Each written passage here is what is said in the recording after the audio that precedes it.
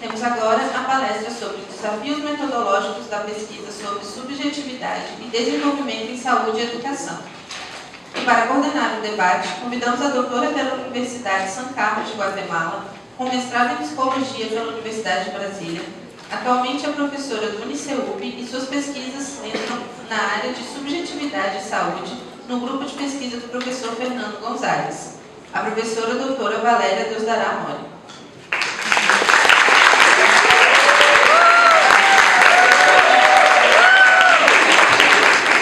E para proferir a palestra, convidamos o doutor em Psicologia pelo Instituto de Psicologia Geral e Pedagógica de Moscou e doutor em Ciência pelo Instituto de Psicologia da Academia de Ciências da União Soviética, foi presidente da Sociedade de Psicólogos de Cuba, vice-reitor da Universidade de Havana, atualmente é professor titular e pesquisador do Centro Universitário de Brasília, bem como professor visitante do Programa de Pós-Graduação em Educação da Universidade de Brasília, onde coordena o grupo de pesquisa A Subjetividade na Saúde e na Educação, professor Dr. Fernando Gonzalez Reis.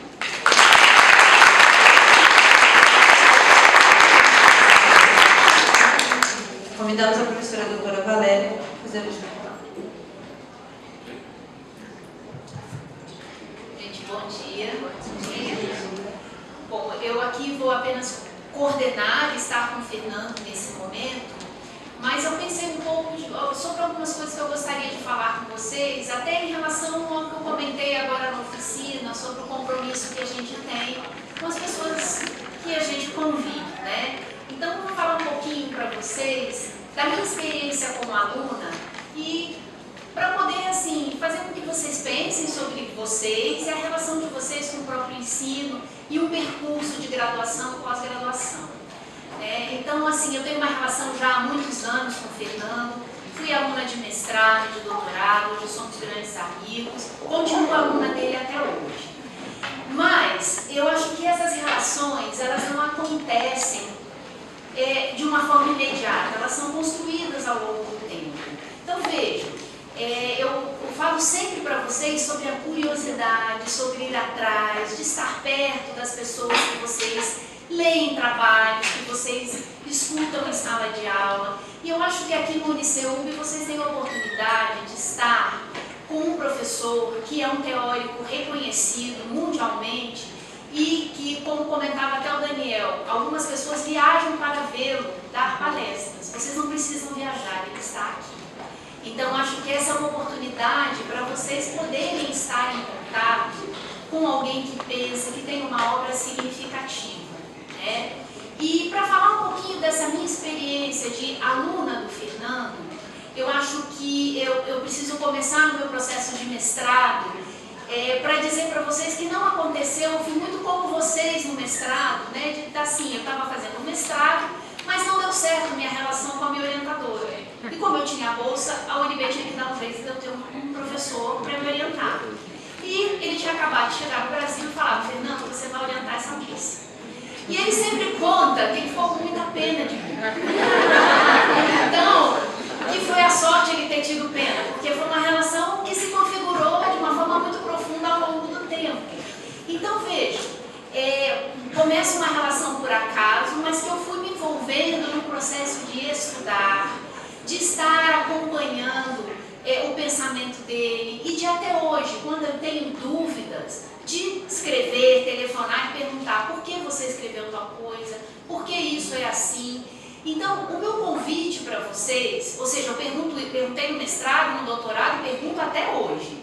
Meu convite para vocês é que aproveitem esses professores que vocês têm aqui. Às vezes a gente conhece pessoas que têm um pensamento vivo e a gente não aproveita, porque como aluno, muitas vezes a gente tem uma postura passiva em relação ao próprio conhecimento. Então, meu convite para vocês é que vocês aproveitem, usufruam do que ele vai falar, mas principalmente façam perguntas. Muito obrigado, Valéria. Já me emocionaste, já. A emoção que hago, que faz parte do aquecimento para o intelecto operar, já está no topo. Como você vem, pode ser que todo isso não seja verdade, mas pelo menos ter o afeto de meus alunos já é um valor importante. É um valor importante A Valéria Amori, que eu conheci, não é esta que você vem com essa facilidade de palavra. Eu lembro que o dia da defesa do mestrado, eu perguntava, será que ela vai falar? Esse era o meu grande medo, será que ela vai falar? Porque ela era super tímida, super calada, e olha o que deu. Por isso, isso tem a ver com um tema que eu vou desenvolver hoje sobre o desenvolvimento da subjetividade e os desafios metodológicos que tem a pesquisa e a prática profissional para o estudo da subjetividade e, em especial, para o desenvolvimento da subjetividade, que traz uma série de desafios que a psicologia realmente tem avançado pouco neles. Em primeiro lugar, eu quero falar para vocês, porque existe sempre uma grande confusão, que até às vezes tem pessoas que pensam subjetividade é subjetivismo. Subjetivismo é aquilo que é geral, intrinsecamente de uma natureza humana e que toma forma na expressão do homem. Esta subjetividade não tem nada de subjetivismo. E sempre é um perigo julgar os conceitos pela forma que eles tomaram em outros referentes. Por exemplo, eu lembro uma polêmica de Gadamer com Derrida, que Derrida acusou a Gadamer de que era metafísico porque usava o termo consciência.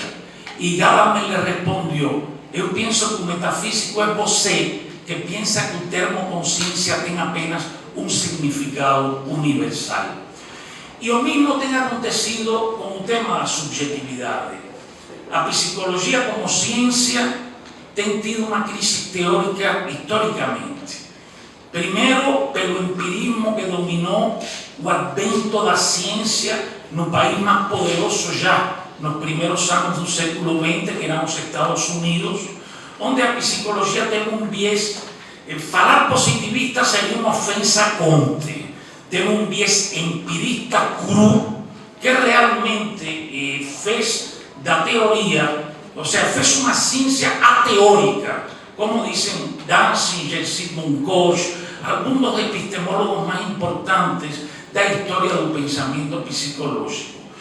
E isso, a psicologia se foi construindo por trechos, não se foi construindo como a física, que é uma ciência que na mecânica quântica disputavam três escolas de pensamento e uma delas, evidentemente, avançou mais sua capacidade de inteligibilidade sobre os problemas que a física se defrontava, ou afrontava na década de 1920. A psicologia, em sua história, se foi fazendo de retalhos e com origens diferentes. Por exemplo, a psicanálise sai da medicina, verdade? Tem sua fonte na neurologia, Freud era neurologista, e na psiquiatria de finais do século XIX, verdade? O humanismo sai da matriz psicanalítica, ou seja, o único dos autores humanistas famosos que não foi psicanalista foi Maslow, que era behaviorista, ou seja, de um salto com como se chama a garrocha em português? Com pértiga, um salto do behaviorismo ao humanismo. A psicologia cognitiva vem da metáfora cibernética. Então, evidentemente que a psicologia não avança com uma representação específica de uma construção da psique humana que permita avançar em contradição e ir avançando um corpo teórico capaz de se interrelacionar, crescer, ter contradições desde diferentes perspectivas. Não, a psicologia avança em uma fragmentação onde aqueles que partilham um posicionamento teórico não leem dos outros posicionamentos teóricos. Por sorte, uma das coisas importantes em mim é que eu ganhei cultura psicológica, ou seja, para desenvolver meu posicionamento, li, transitei, pensei. Porque fazer psicologia de Latinoamérica não é simples, verdade? Primeiro porque temos que publicar em inglês, temos que entrar no mundo anglo-saxão, não é nossa língua, e mesmo que a gente escreva em inglês, sempre tem que passar por um editor que cobra. E evidentemente que para fazer ciência nós temos que nos confrontar internacionalmente, ou seja, não podemos ter aquele nacionalismo estreito de se não entendem minha língua. Imaginem se eu estivesse falando, claro, muitos de vocês devem estar pensando que eu estou falando espanhol, mas eu estou falando o meu melhor português. Então, nesse contexto, evidentemente, um dos problemas que a psicologia tem é a própria definição de que coisa é a psique humana, verdade? Ou seja, eu sempre falo que não tem pior pergunta para um aluno de último ano de psicologia perguntar para ele que coisa é psique. Eu lembro que meu pai, quando eu estava em quarto ano da carreira, me perguntou: e que coisa é o psíquico? Puxa, eu comecei a dar volta e volta e volta, e meu pai me falou: puta, que estranha essa carreira que você tem, que você já tem quarto ano e não me pode dizer que coisa é o psíquico. E é que realmente a psicologia atendeu pouco a natureza qualitativa específica dos processos humanos.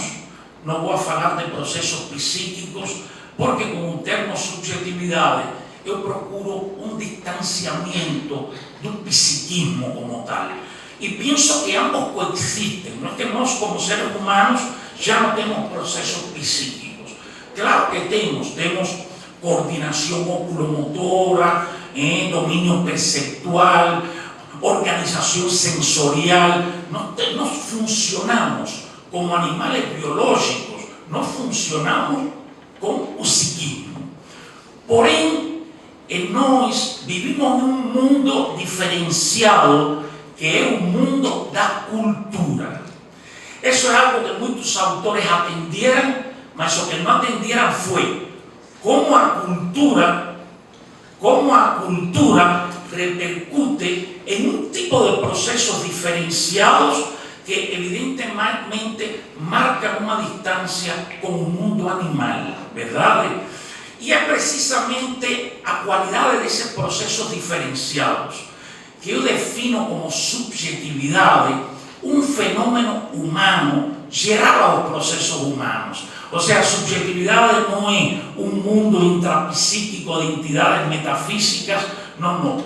A subjetividade são a integração dos processos simbólicos, emocionais, que marcam a experiência humana nas condições da cultura. Porque precisamente para que exista a cultura, tem que existir um tipo de animal, nós, verdade? Que não estamos limitados aos processos automatizados do psiquismo, que se orientam à assimilação e adaptação dos animais ao ambiente em que os animais se desenvolvem. Vocês sabem que na filogênia do mundo vivo, chegamos a animais que têm um sistema específico que regula seus processos psíquicos, que é o sistema nervioso. Mientras mais complexo o ambiente em que o animal ia se desenvolvendo, a mais complexidade do animal, mais complexidade do ambiente e mais complexidade dos processos psíquicos que permitem organizar o comportamento animal por sistemas de sinais. Por exemplo, vocês vão ver que um macaco cheira o xixi do leão e não entra nesse território. Isso é o que é um sinal.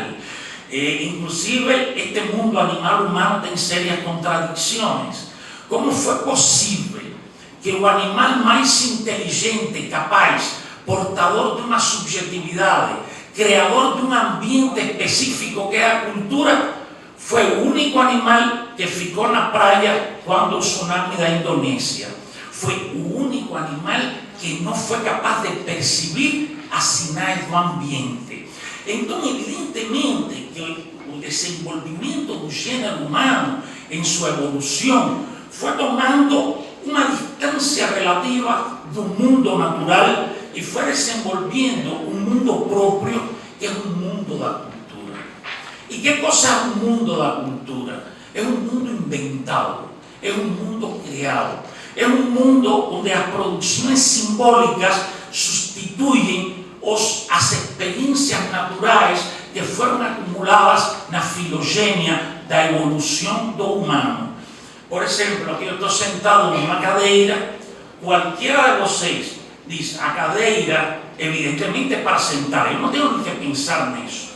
Porém, a cadeira é um objeto que tem uma função simbólica, que aqueles que não partilham uma cultura onde a cadeira tem essa função, não sabem o que fazer com a cadeira.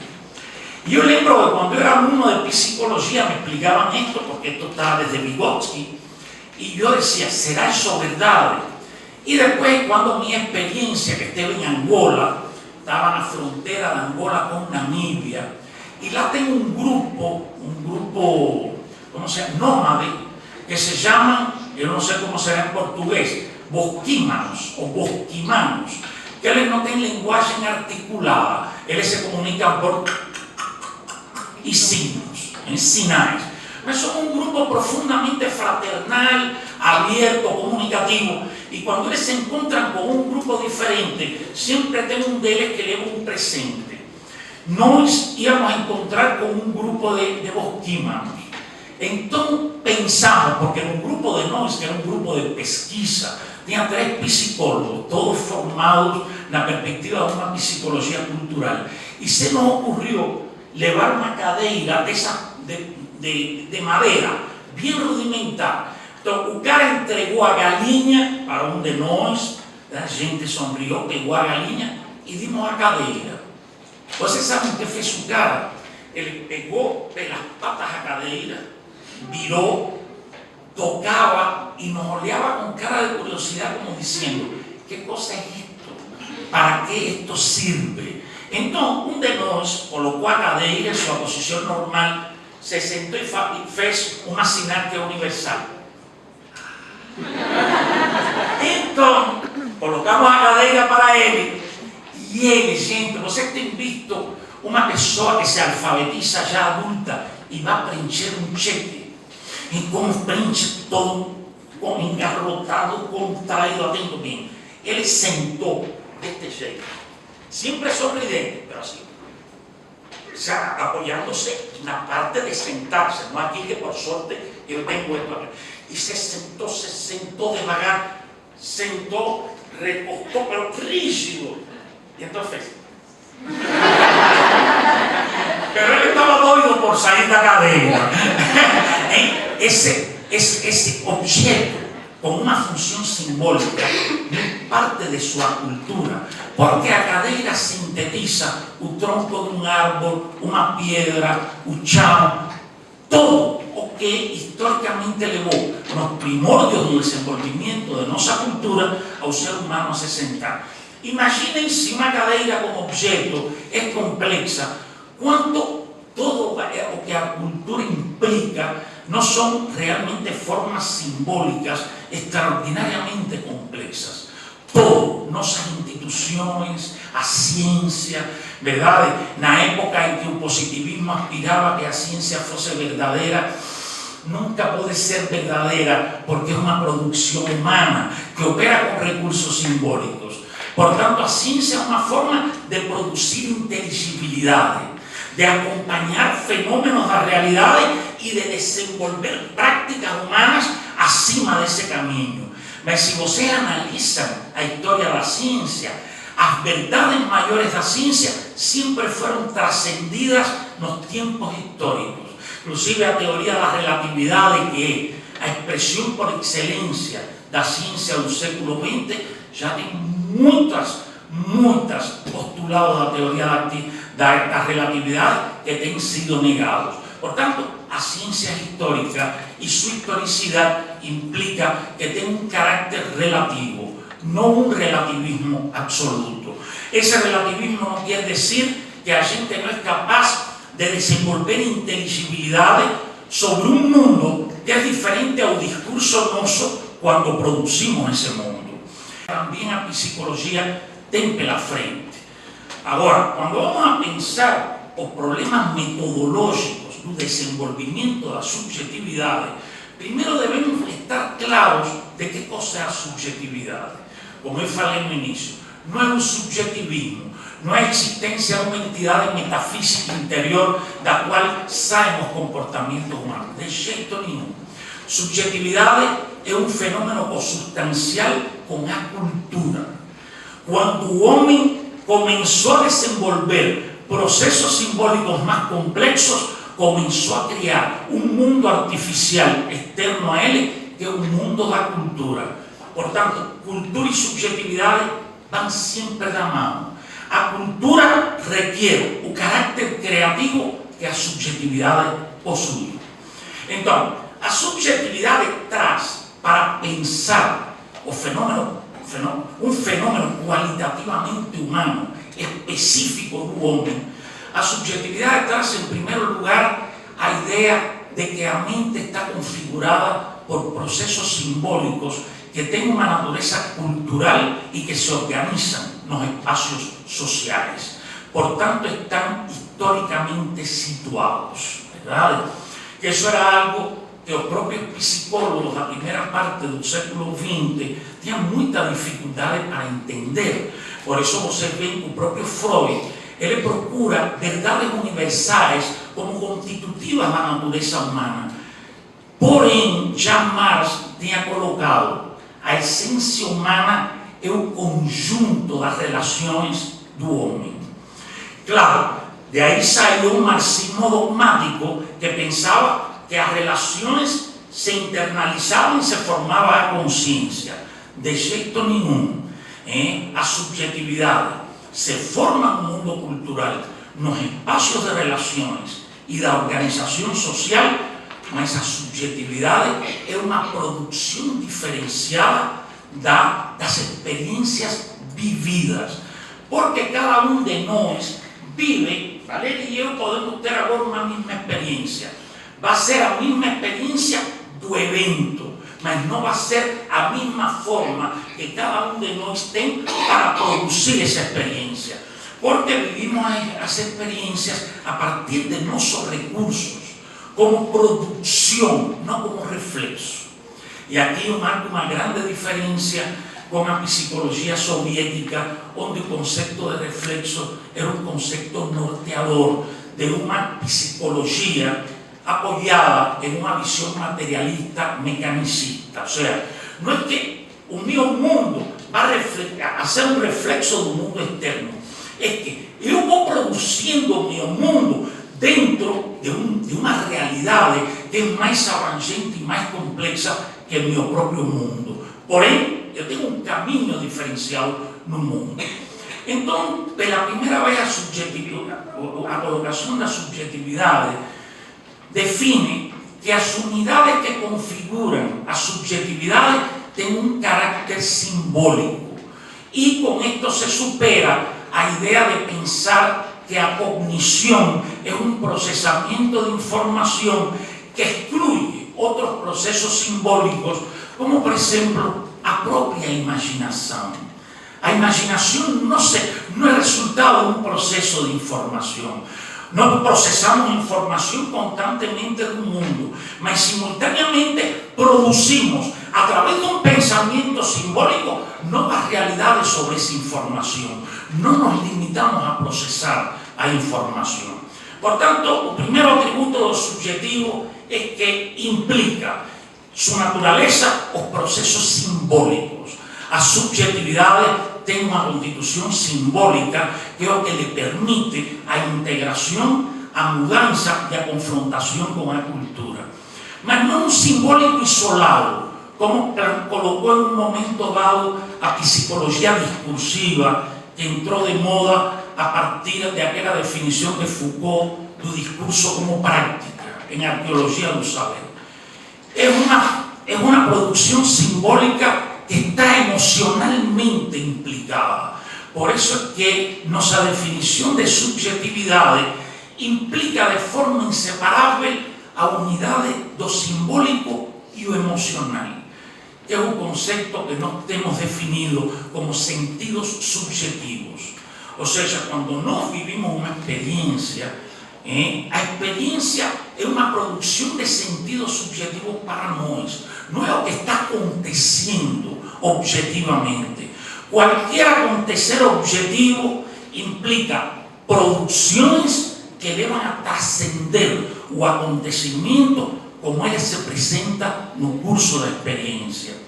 Vygotsky en esto tem uma frase interessantíssima que ele falava: a personalidade do cego não é uma expressão da cegueira, é um recurso para superar as limitações objetivas da cegueira.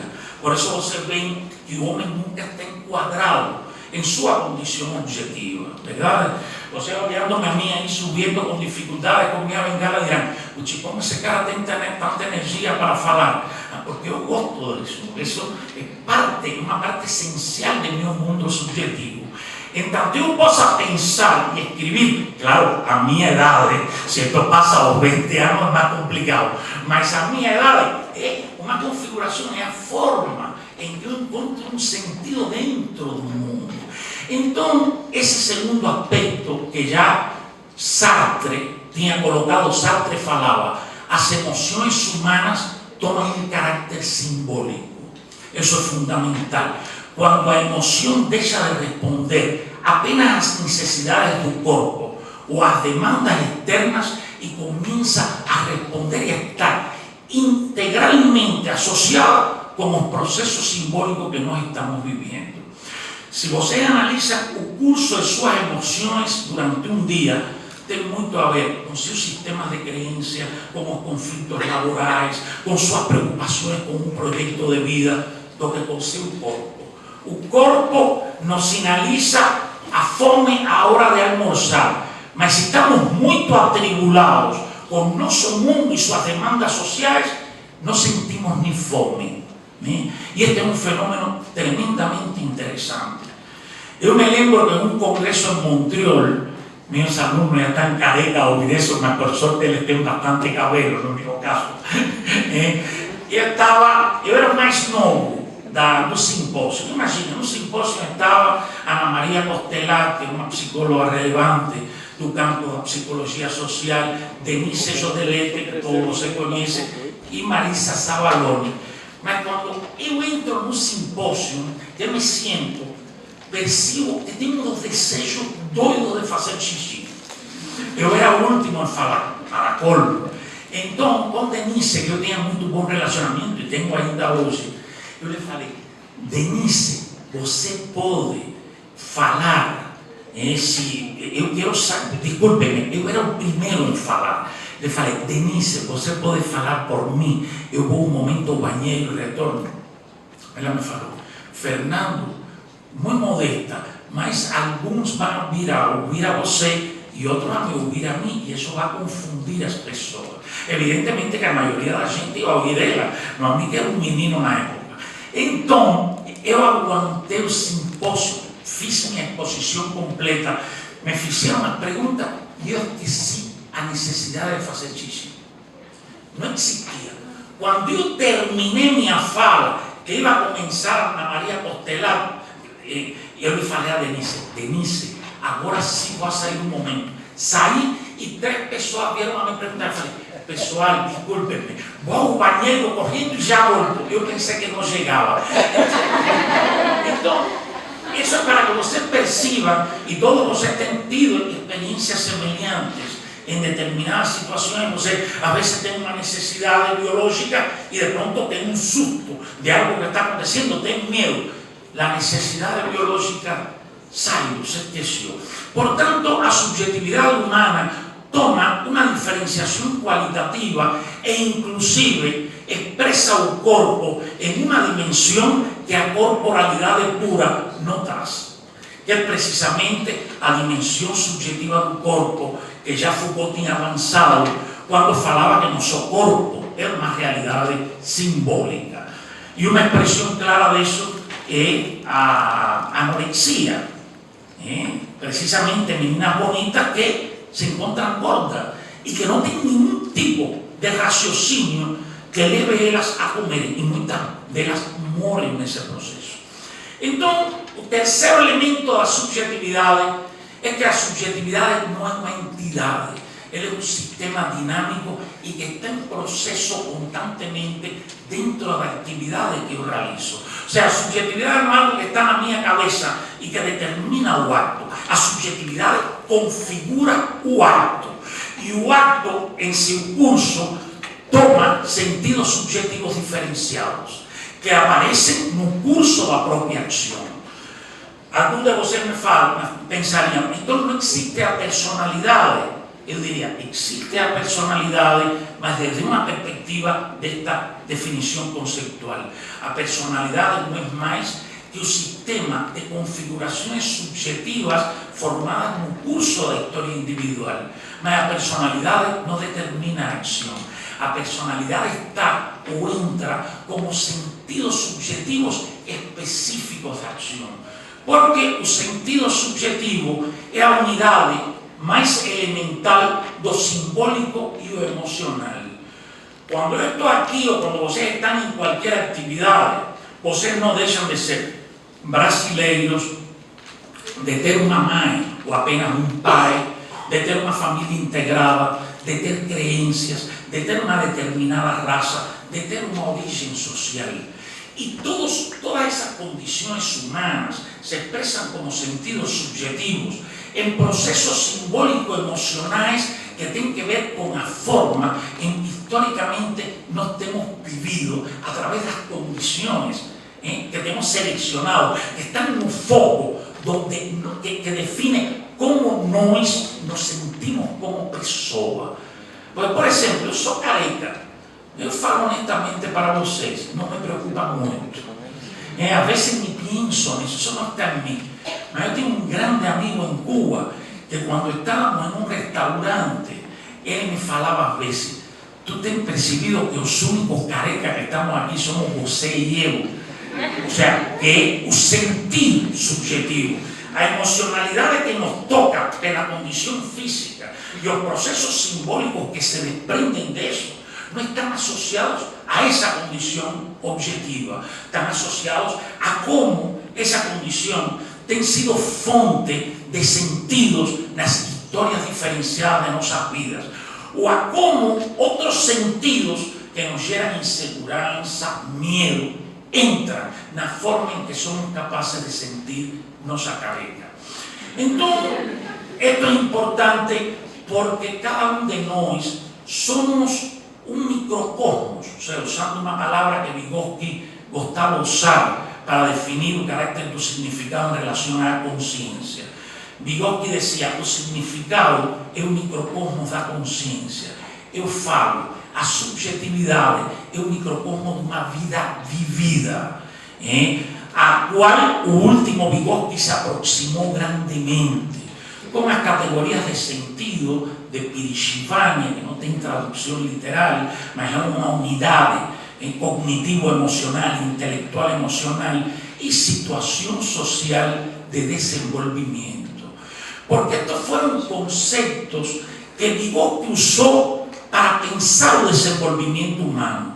Vygotsky teve um momento que compartilhou com a psicologia de sua época o desenvolvimento humano como um conjunto de etapas organizadas por idade.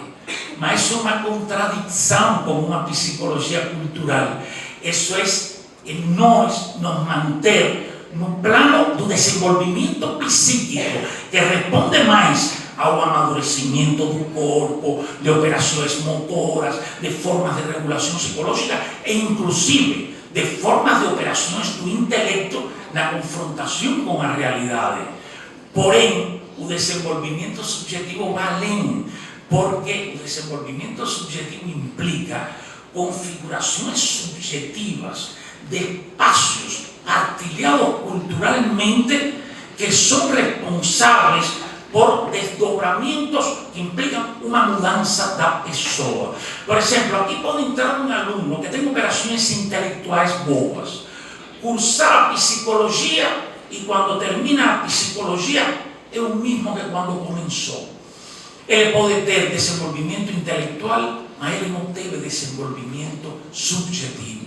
Agora, quando esse aluno entra aqui no primeiro ano, questiona o sistema de valores que ele partilha, reflete sobre aspectos da natureza humana, passa a considerar de outra forma sua relação de amor com sua parceira ou parceiro. Estamos hoje num mundo das diferenças e eu não quero parecer aqui por velho unilateral. Essa pessoa cresceu subjetivamente. Essa pessoa realmente estendiu espaços de seus sistemas de relacionamento dentro de uma cultura, dentro de seu mundo social, mudou seu posicionamento com a família, passou a ser respeitada e ouvida pela família. Então, aí tem um crescimento subjetivo. Portanto, e isto tem sido muito difícil para a psicologia, o desenvolvimento subjetivo não se regula por elementos externos a ele. Por exemplo, a própria psicologia soviética, muito centrada na escolarização, eu lembro dos trabalhos de Bolshoi, que colocava o desenvolvimento da personalidade por etapas de vida acadêmica. A idade escolar pequena, o adolescente, a idade escolar média, a idade escolar superior. Não, senhor. Aí pode ter alguns outros desenvolvimentos, mas não o desenvolvimento da subjetividade.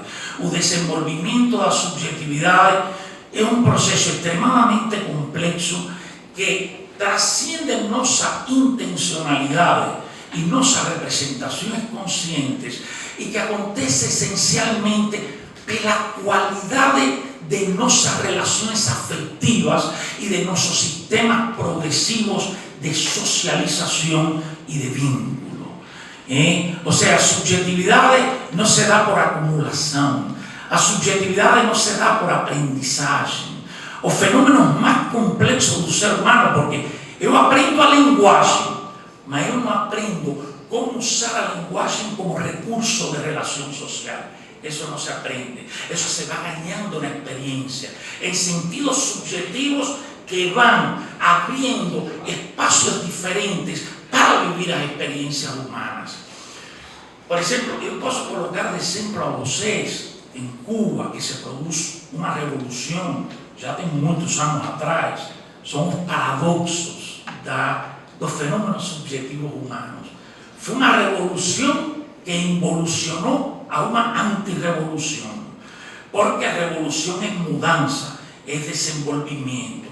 Quando você gera uma forma de estatalização fixa, rígida e dogmática, eliminou a revolução. Revolução é cambio, e por isso a subjetividade é um sistema em cambio, porque nós nunca estamos paralisados.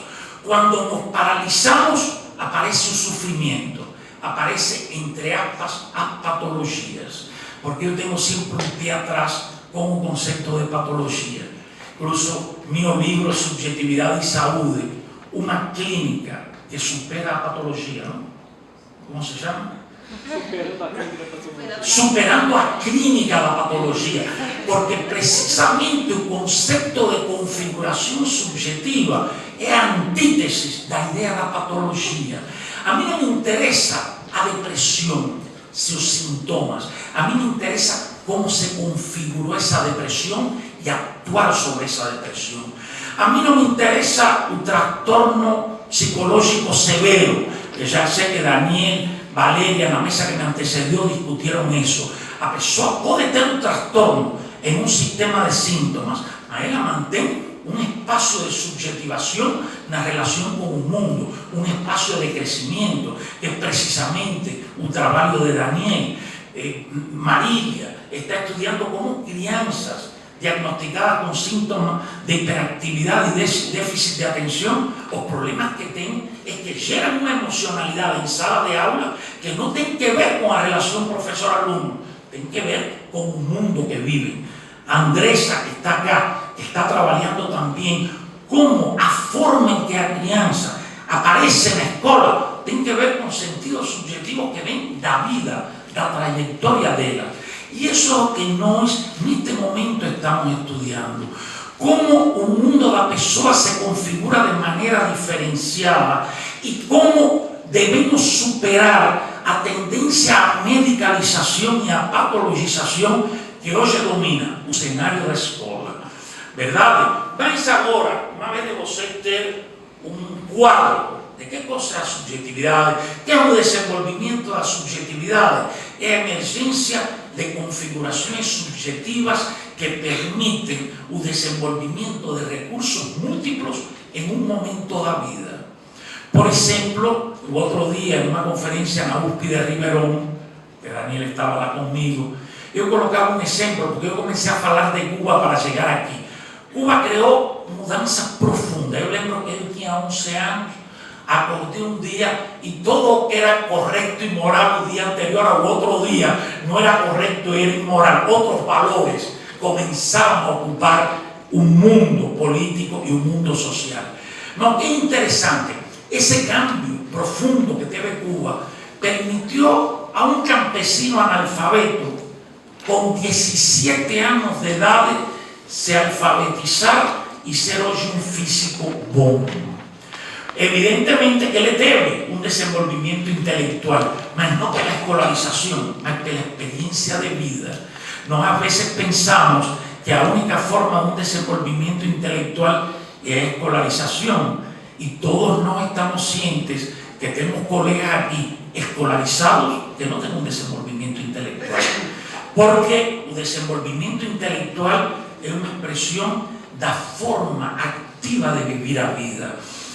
Eu me lembro de um programa, uma destas canais que coloca muitos programas interessantes culturalmente, de um nativo, de um grupo étnico africano, que lhe perguntaram que coisa era aprender. E aprender não existia no dialecto dele, mas lhe explicaram, o tradutor, o sentido da palavra.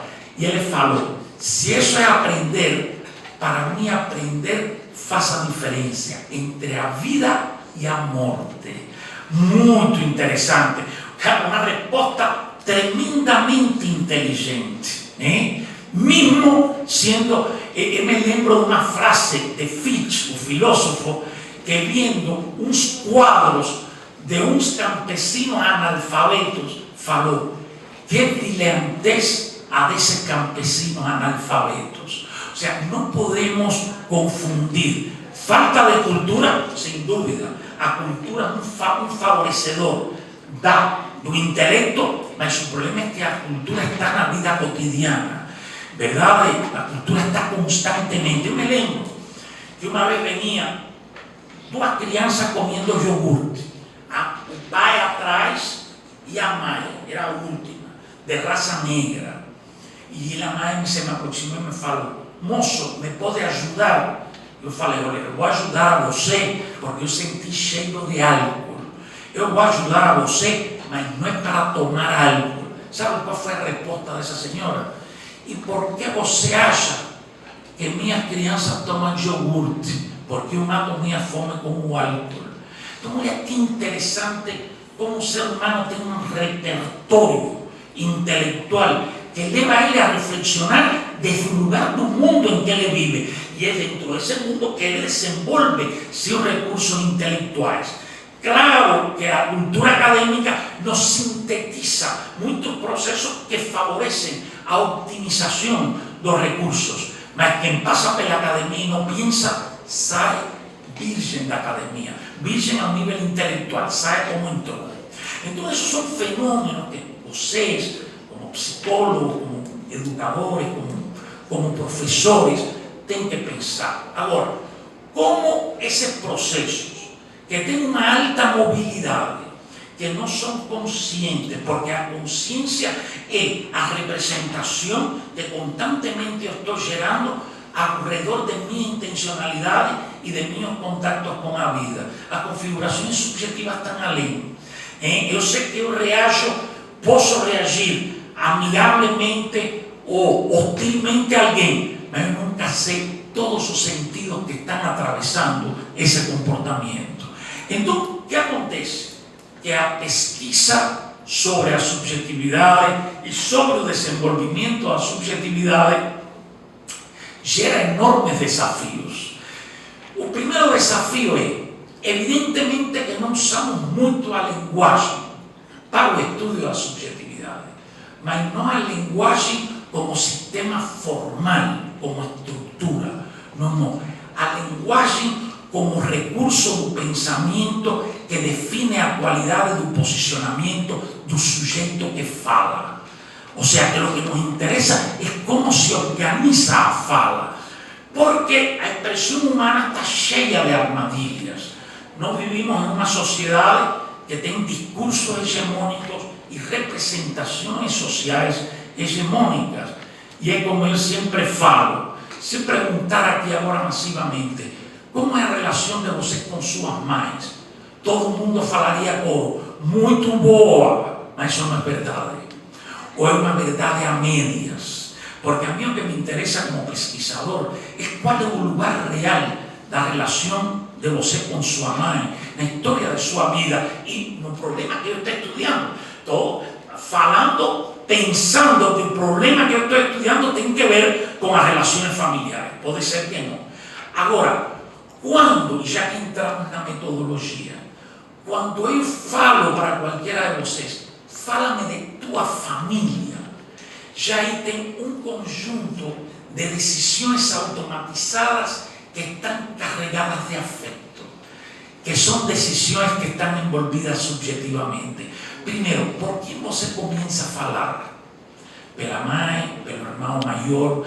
Em que idade de sua vida você começa a falar? Relacionado a que tipo de experiências você vai colocando a figura de sua história familiar. Pois pode ser que você diga, eu amo muito a meu pai, verdade? Sempre levou dinheiro para a família, me pagou meus estudos, meu pai é um exemplo para mim. Mas quando você fala de sua mãe, diz, essa é uma grande companheira, eu lembro quando eu era pequeno, que sempre estava comigo no parque, até hoje, quando eu quero falar de algo, eu falo com minha mãe. Sem dúvida que o pai e a mãe têm dois lugares subjetivamente configurados diferentes. Porém, a pesquisa que nós fazemos, a nossa proposta de pesquisa construtivo-interpretativa, está longe de ser um achismo, eu acho. Não. Isso que eu estou mostrando como exemplo para vocês é apenas um indicador, que é uma construção do pesquisador, sobre coisas que não estão na fala, mas que a qualidade da fala permite interpretar. E eu acompanho essa relação com essa pessoa ou com um grupo através de indicadores que vão a ser diferentes, são produzidos por mim, mas que convergem pelo seu sentido. E aí se começa a desenvolver o que eu chamo um modelo teórico sobre o problema que eu estou estudando. Ou seja, o caminho de pesquisa é um caminho hipotético, mas não hipóteses como artefato prévio a ser comprovado. Falamos que é difícil a comprovação na ciência.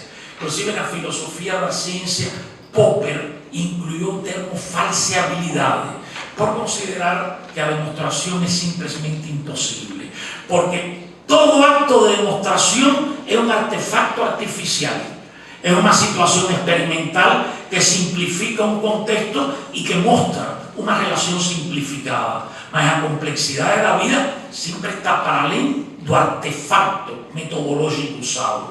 Portanto, qualquer perspectiva de pesquisa é sempre um espaço de inteligibilidade que tem que encontrar novos elementos que são produzidos pelo pensamento humano que permitem organizar uma explicação teórica sobre o problema que se está trabalhando. Então, o grande desafio que nós temos é que, evidentemente, quando estudamos a subjetividade como fenômeno especificamente humano, nós não temos dados a coletar. Inclusive Heisenberg, que é um grande físico, prêmio Nobel de Física, quando a geração da mecânica quântica com 37 anos, falava, nenhuma construção da ciência vem do momento empírico. Vem de construções algorítmicas, especulativas, que só indiretamente se podem acompanhar empiricamente. Porque a mecânica quântica, na década dos anos 20, finais dos 20, 30, marcou um giro na ciência. Apareceu a ciência dos modelos, não a ciência da relação imediata entre a afirmação teórica e o dado empírico.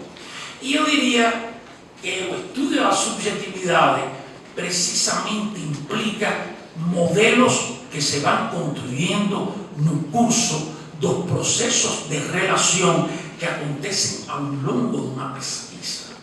Então, evidentemente, isto sinaliza tres coisas. O conhecimento é uma construção humana. Não existe pesquisa dos fenômenos humanos que não tenha como elemento central o diálogo como recurso dentro do qual vamos levantando a información que es significativa porque es donde se expresa la subjetividad, que siempre está para além de nuestras intenciones. Y un tercer elemento muy importante, o singular tiene un valor para la construcción científica.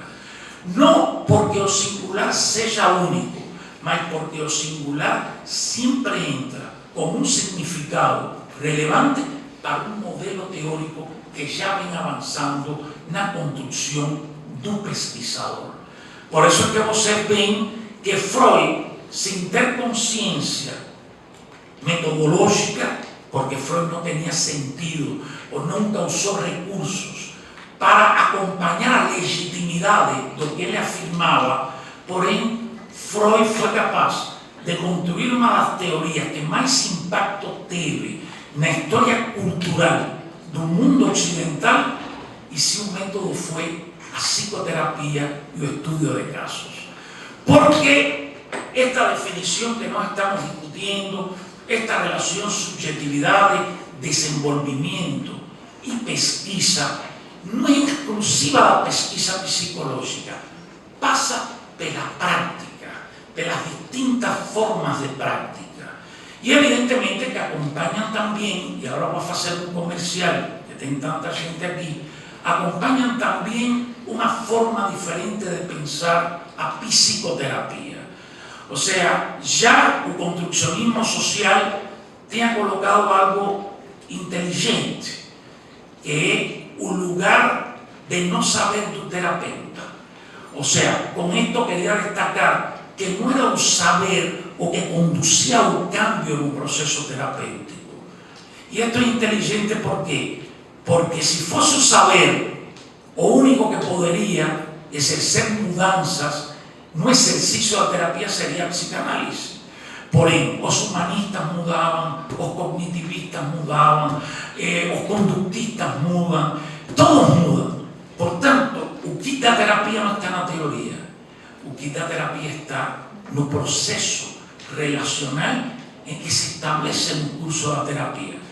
Porém, eu não abandonaria nunca a teoria, a diferencia dos autores do construccionismo. Por quê? Porque uma configuração subjetiva de um transtorno, para mim é apenas um mapa para organizar no diálogo formas de aprofundar, de provocar, de formas de sacar ao outro do lugar em que está e que o outro comece a abrir na relação terapêutica um espaço, uma capacidade de começar a sentir, a refletir desde um lugar que é diferente do lugar que ele tem dentro do sofrimento.